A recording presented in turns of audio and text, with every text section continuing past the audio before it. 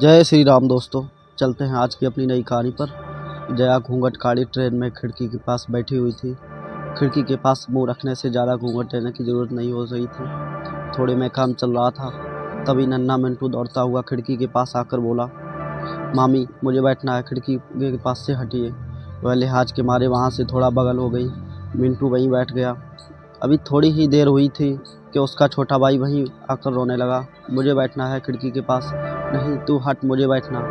बेचारी जया अपना पल्लू पकड़े उन्हें छुड़ाने की नाकाम कोशिश कर रही थी कि सासू माँ ने आदेश दिया, जया तुम इधर आ जाओ, बैठने दो उन्हें, बेकार में तुम्हें तंग कर रहे हैं, उन्हें उनकी माँ ही संभालेगी। जाओ नीता तुम जाओ वहाँ। जया ने अपना घूंघट संभाल कर कुछ नीचे खींचा और सासू माँ के पास आकर बैठ गई। सभी लोग नई नवेली बहू के साथ लेकर काशी जा रहे थे, भोलेनाथ के दर्शन करने और गंगा नहाने। अभी महीने भी नहीं हुए थे विनय की शादी को। विनय माँ, पिताजी, बहन, उसके दोनों बच्चे, एक छोटा भाई और अपनी नई नवेली दुल्हन को साथ लेकर ट्रेन से यात्रा कर रहा था।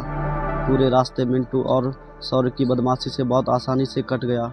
सब लोग मिलजुल कर दर्शन पूजा करके 5 दिनों बाद वापस आ गए। लेकिन यह समय जया के लिए बहुत कठिन रहा। एक तो नया घर, नए लोग, उसमें थोड़ा नई दुल्हन होने की वजह से घूंघट लेना भी पड़ रहा था। उस पर बच्चों की नए सदस्य फ़ायदा उठाने की जेहाजिद। खैर सब घर वापस आ गए। घर आने के बाद तो बच्चों का समय अक्सर मामी के कमरे में ही बीतने लगा। जब मन चाहा तब मामी का फ़ोन ले लिया। मामी ने अपने भैया को दिया, अब मुझे भी दीजिए। कभी मोबाइल की जिद तो कभी कुछ और की। नन्हा सौर तो गोद से ही उतरने का नाम नहीं लेता। सभी जिद। अभी नई नई मामी आने के बाद ज़्यादा ही इनका कुछ चल रहा था। वह कुछ बोलती डांटती जो नहीं थी। वह बेचारी सोच रही थी कि बच्चों का दिल ना टूट जाए, बच्चे रोने ना लगें, इसलिए सबकी जायज़ नाजायज़ सभी मांगों को मानती जा रही थी। लेकिन एक दिन कुछ ऐसा हो गया जिसका जया को मन ही मन डर लग रहा था। बच्चों की मनमानी से आजिज़ हो जया ने उन्हें फटकार लगा दी। बस फिर क्या था, बड़े ने छोटे को पीटा और फिर जो घमासान हुआ उसका श्रेय गया जया को। क्या जया तुम थोड़ी देर बच्चों को संभाल नहीं पाई? कहते हुए नीता बच्चों को उसके कमरे से लेकर निकल गई।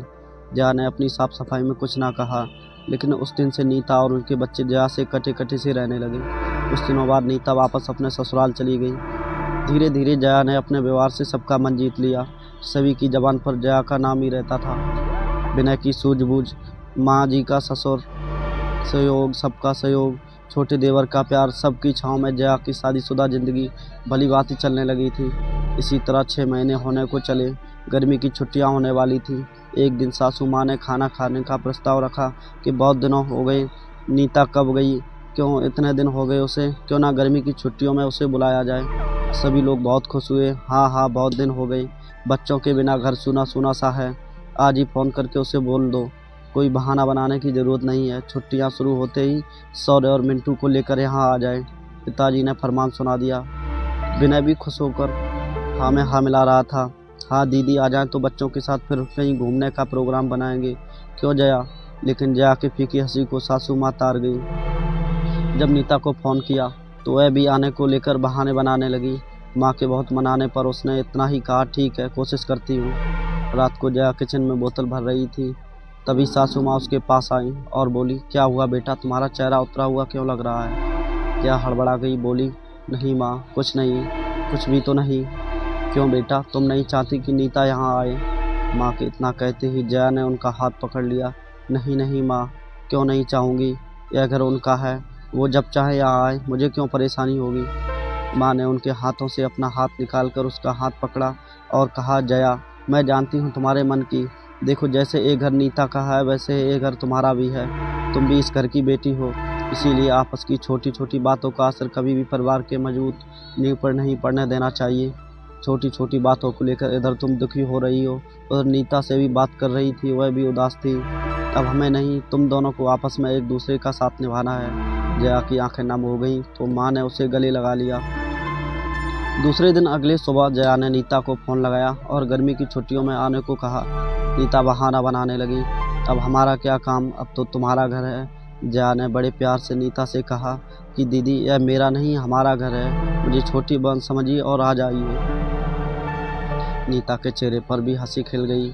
वह बोली, लेकिन ये दोनों बदमाश तुम्हें ही तंग करेंगे तो करने दीजिए ना दीदी, यह घर उनका भी है और माँ भी तो उन्हीं की है। दोस्तों कहानी पसंद आई हो तो लाइक शेयर सब्सक्राइब करना ना भूलें। और इसी प्रकार की डेली कहानी सुनने के लिए हमारे चैनल को ज़रूर सब्सक्राइब करें और हमें कमेंट में ज़रूर बताएं कि ये कहानी आपको कैसी लगी और अगली कहानी आपको कैसी देखनी है। जय श्री राम दोस्तों।